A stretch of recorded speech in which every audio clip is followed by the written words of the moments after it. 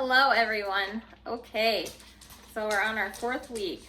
So this week I'm going to read Mr. Tempkin's Climbs a Tree and Sadie's Logba Omer Mystery. Okay, so the first book I'm going to read is Mr. Tempkin's Climbs a Tree.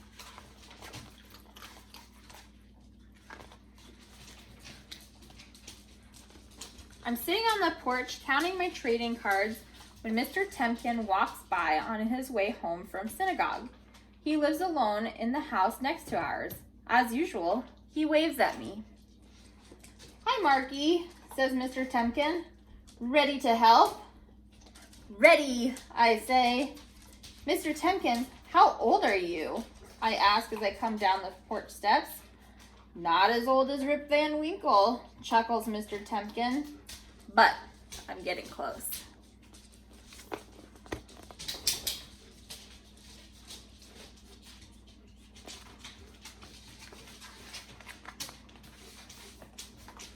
My job is to water all the flowers in Mr. Tempkin's garden.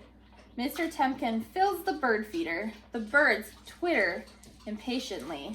As soon as Mr. Tempkin's is done, they swoop down and start eating.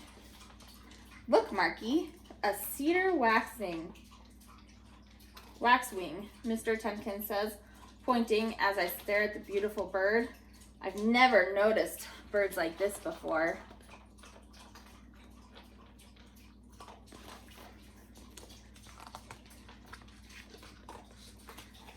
Dad says that spending time with Mr. Tempkin is a mitzvah, and if it is, it's a fun one, because I really like Mr. Tempkin's. Mr. Tempkin suggests I pull up weeds. "Is it hard to be old?" I ask as I work. Sometimes, Mr. Tempkin says with a nod, "But there are 4 things that keep me going." "What things?" "What things do you think they are?"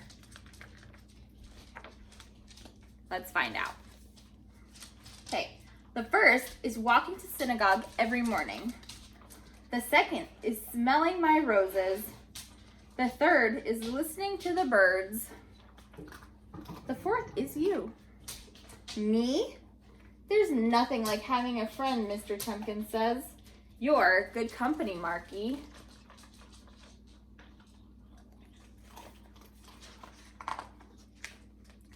The next morning, Mr. Tempkin comes out onto his porch and waves as usual. I jump up and go over to help him. Mr. Tempkin is in a huff. "Those pesky squirrels keep raiding my bird feeder. I'm going to have to hang it up higher, where they can't reach it." Mr. Tempkin ties a rope to the bird feeder and starts climbing. "Mr. Tempkin, aren't you too old to climb a tree?" I ask. "Nonsense."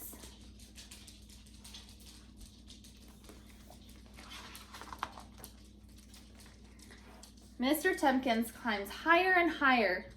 "I think that this is far enough," he says. "I'm getting a little dizzy up here. Maybe you should come down," I suggest. I just have to tie the ropes to the end of this branch." Mr. Tempkin reaches out and ties the rope to the branch. But suddenly,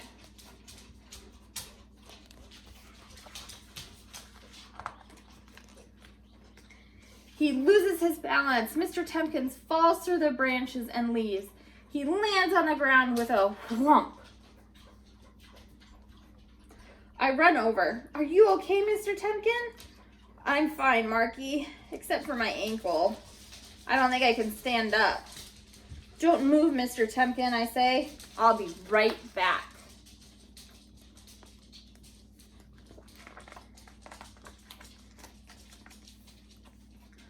I ran into my house. "Mr. Tempkin fell out of his tree," I tell Mom. She calls for an ambulance on her cell phone as she hurries outside. The paramedics carry Mr. Tempkin to the ambulance on a stretcher. "So much fuss for nothing," Mr. Tempkin sighs. I watch the ambulance go down the street.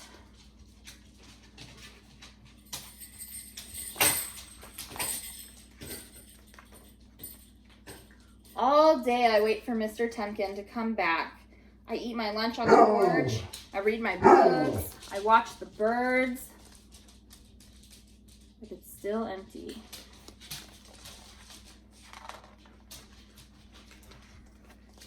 Finally, a taxi pulls up in the front of Mr. Tempkin's house. The driver takes a wheelchair out of the trunk. He helps Mr. Tempkin get out of the car and into the wheelchair. There's a brand new badge on Mr. Tempkin's foot. Bandage. Don't worry, Marky, it's just a sprain, he says. I need to keep this bandage on for 2 weeks so it will heal properly. I breathe a sigh of relief. I'm glad nothing was broken. Me too. Climbing trees is not for old men. And I guess I'm just a foolish old man, he says. No, you're not, I blurt out. When I'm old, I'm going to climb trees too. Mr. Tempkin laughs.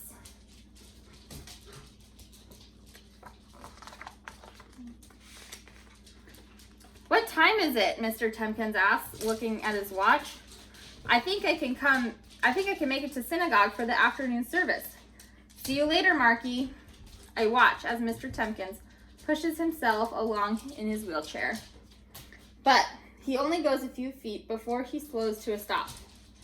I guess I'm not strong enough, he says. Maybe I can push you, I offer. Mr. Tempkin's eyebrows go up. Better ask your parents.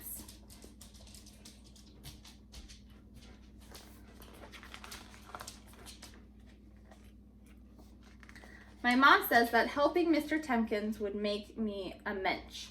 I get behind the wheelchair and grab the handles. Mr. Tempkin grasps the big wheel. Together, we move along the sidewalk. Teamwork, cries Mr. Tempkin. At last, we get to the synagogue. Isaac Tempkin, says the rabbi as we enter. What happened to you? And hello, Marky. Nice to see you. I fell out of a tree, said Mr. Tempkin. Isn't it nice that my friend Marky helped me get to synagogue today? The rabbi smiles. He gives me a kippah to put on my head. The service begins.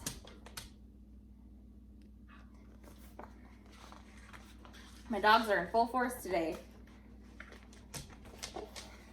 Mr. Tempkin and I wheel home again. You must be tired, says Mr. Tempkin, pushing me all that way. I'm fine, I say. Now I'm going to take care of the garden. Mr. Tempkin sits in his wheelchair as I work. Let's give a little more water to those roses, he says. The bird feeder is too high for me to reach.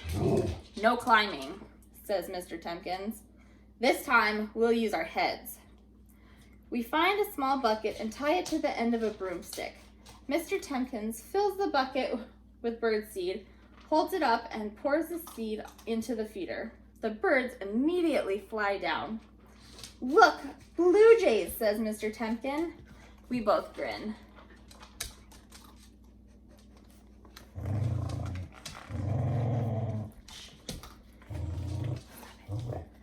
Every morning, I help push Mr. Tempkin to the synagogue and back again. Walter, move. That's it. 2 weeks later, Mr. Tempkin goes to the hospital for a checkup. I sit on the porch waiting for him to come back. A taxi brings Mr. Tempkin home. He gets out without a bandage. He does a little dance. Hooray, I shout.